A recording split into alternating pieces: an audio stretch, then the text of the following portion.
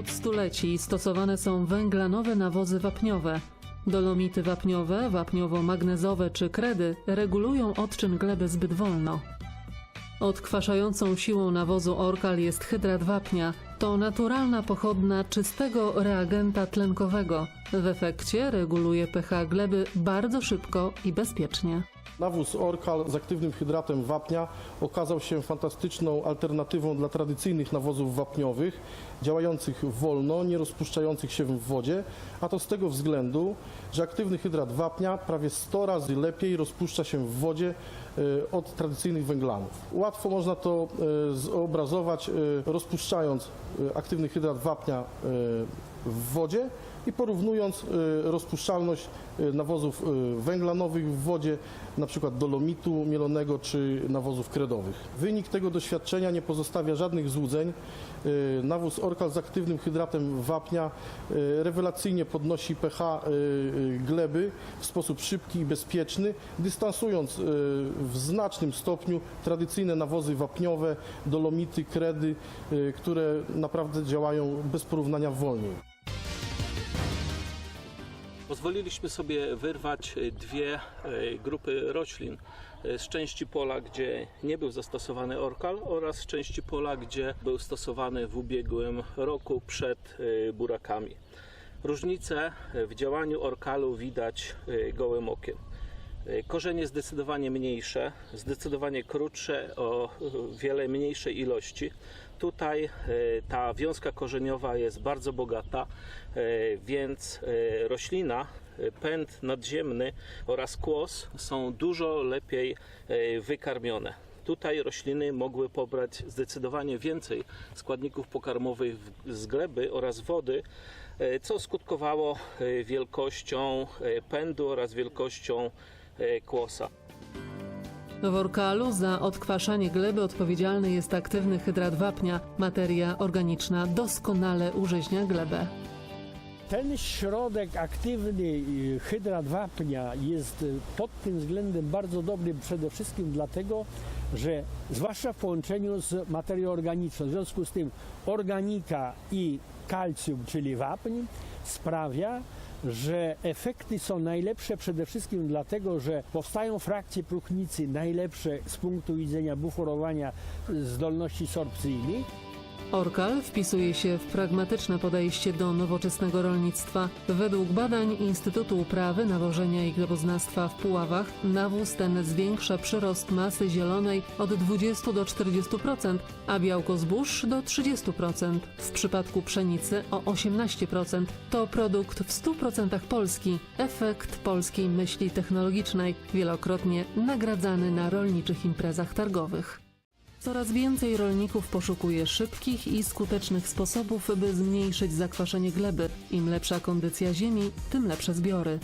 Rolnicy głównie skupiają się na składnikach, które decydują o wielkości plonu, to znaczy o azocie, o fosforze, o mikroelementach, natomiast zapominają moim zdaniem o najważniejszym składniku, jakim jest wapń, ponieważ właśnie od uregulowania odczynu gleby powinniśmy rozpoczynać każdą technologię uprawy rośliny rolniczej. W roku 2017 przeprowadzono pilotażowe badania dotyczące wpływu nawozu na wzrost i rozwój kukurydzy. Jednoznacznie z tych badań wynika, iż łączne stosowanie nawozów mineralnych z Orkalem skutkuje tym, że możemy zmniejszyć wielkość nawożenia mineralnego, poprawiając tym efektywność uprawy tejże rośliny. Ze względu na fakt, że bardzo korzystne wyniki uzyskaliśmy w kukurydzy, podjęto również badania nad wpływem nawozu organiczno-mineralnego w uprawie rzepaku ozimego. Wstępne wyniki świadczą o tym, że również w przypadku tej rośliny Orkal bardzo korzystnie wpływa na wzrost i rozwój jesienny rzepaku. Walka o jakość produktu to także reżim technologiczny.